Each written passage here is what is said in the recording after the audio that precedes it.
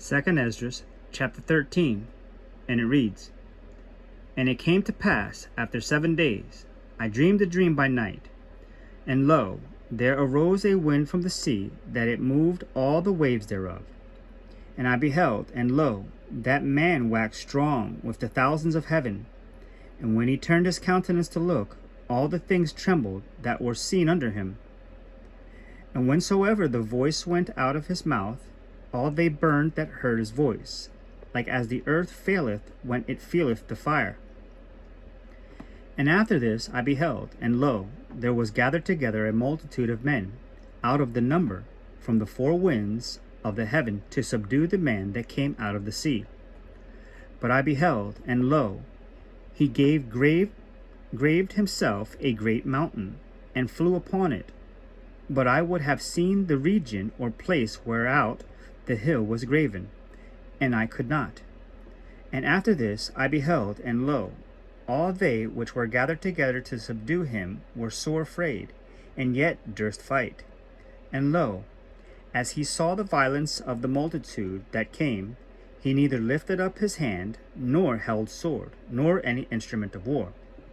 But only I saw that he sent out of his mouth as if it had been a blast of fire, and out of his lips a flaming breath, and out of his tongue he cast out sparks and tempests. And they were all mixed together, the blast of fire, the flaming breath, and the great tempest, and fell with violence upon the multitude which he was prepared to fight, and burned them up every one, so that upon a sudden of an innumerable multitude nothing was to be perceived, but only dust and smell of smoke. When I saw this, I was afraid. Afterward, I saw the same man come down from the mountain, and call upon him another peaceable multitude. And there came much people unto him, whereof some were glad, some were sorry, some of them were bound, and some were brought of them that were offered. Then was I sick through great fear, and I awaked and said, Thou hast showed thy servant these wonders from the beginning, and hast counted me worthy that thou shouldest receive my prayer. Show me now yet the interpretation of this dream. For as I conceive in my understanding, woe unto them that shall be left in those days, and much more woe unto them that are not left behind. For they that were not left were in heaviness. Now understand I the things that are laid up in the latter days, which shall happen unto them, and to those that are left behind. Therefore are they come into great perils, and many necessities, like as these dreams declare.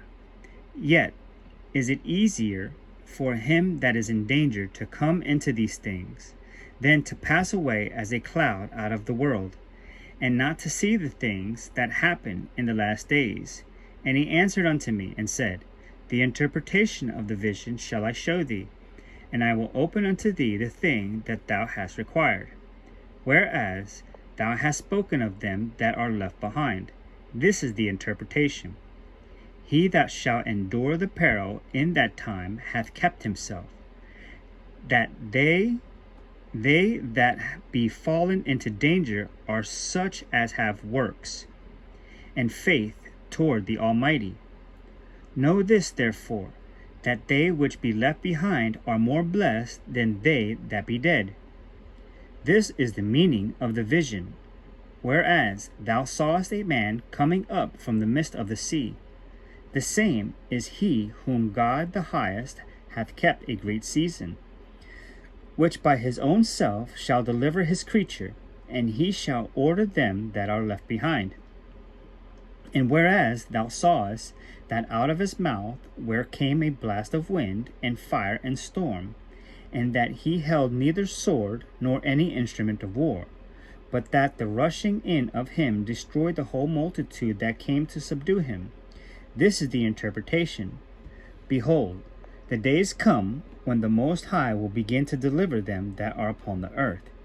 And he shall come to the astonishment of them that dwell on the earth, and one shall undertake to fight against another, one city against another, one place against another, one people against another, and one realm against another.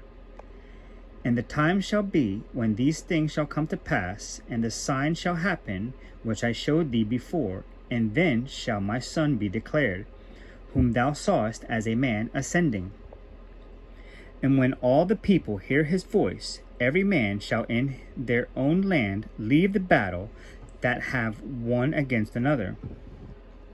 And an innumerable multitude shall be gathered together, as thou sawest them, willing to come, and to overcome him by fighting.